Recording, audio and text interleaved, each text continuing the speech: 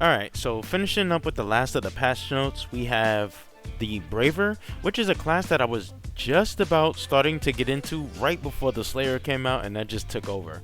So right here we can see that we have Bow Illusion Plus, increased potency, and that's the only thing with the skill adjustments for Braver. But the bow adjustments, we have Flex Arrow, Frenzied Firework, Dimensional Ray, Ceaseless Draw, all increased potency, and you can see on some of these, actually all of these except Dimensional Ray, adjusted potency allocation. So straight up buffs.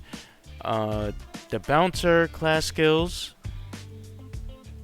Pinion Blade, increased potency, Jet Sweep Jolt, PP Save, increased effect duration. This is really cool. I think this is the first buff that we've seen like this in this patch. Increased duration as well for Jet Sweep Jolt, Rapid Boost, Jet Boost adjustments, just all buffs, increased potency allocation. Waker balance adjustments. So the Waker, I never really mained this class, but I think it makes an excellent sub. I used to play this all the time on a hunter before I got really good equipment and before I really got a good understanding of the game. I really think that the Waker is the best subclass if you truly want to play like a tank build. I know a lot of people say Braver. I think the Waker is better. So we have right here in the class skills, we have Retro Friends Rescue, increase activation probability, increase HP recovery rate, reduce the amount of damage needed for activation. This is freaking good. There is a video on my channel where I was fighting Doldorus solo, and I was just using a hunter with a sword, and my subclass was a Waker. And the reason why I played Waker is because me, still being a bit scared of Giga Doldorus at the time, knew that I was going to take some damage and that I was going to consume a lot of HP, you know, restore my health. I don't even know what they call it in this game, Resta. But basically I knew I was going to be using a bit of those, and the Waker just has these good perks where it's like there's a 20% chance that if you use a Resta, it will not be consumed. Also, when you use a Resta, you will not initially gain a lot of HP back, but it'll instead just give you it back in small increments. But in total, it's like way more HP back. It is really good. I just love the Waker on sub. So anyway, Hot Marmello Parry, reduced cooldown.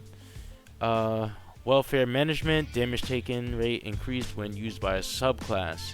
Raised HP level at which activation occurs.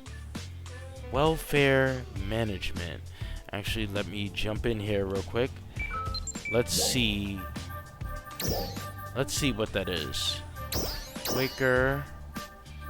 Welfare Management reduces damage taken and increases rest heal amount when HP drops below a certain percentage. Oh, okay, so that's really good. Reduces damage taken and increases the rest heal amount. Okay. Damage taken rate increased when used by a subclass.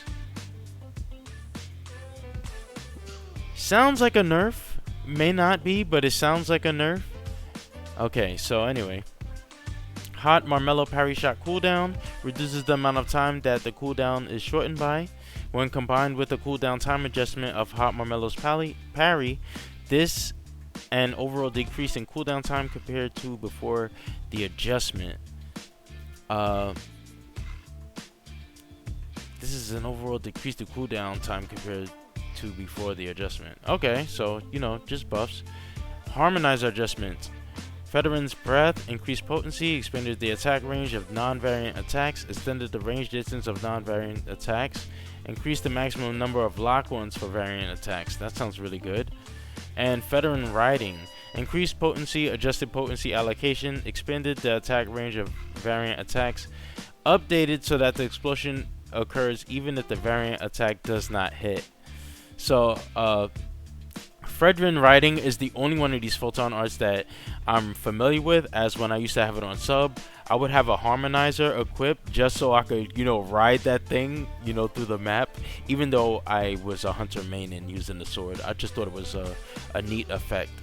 And yeah, that's pretty much it. That's pretty much all the buffs. And I just want to say that while I am hype on the Ranger being able to, like, multiple Rangers being able to blight whichever body part that they choose on the same enemy, I feel that overall I'm not really excited for these buffs, because it's just like I feel like the game is already easy, and then people like just are already getting carried. The game is just set up in a way for you to get carried, and then now it's just like it's just gonna get even easier and stuff like that. And it's like, come on, this is why I love to do challenges like fighting gigas all the time, and fighting them solo and stuff like that, because I just feel like doing anything else is just really easy. So overall, how I feel about these buffs is I don't hate them, but I'm not super excited for them, because all it just means is that the monsters are gonna be weaker, we're gonna be stronger, and this game that was already easy is just gonna be easier.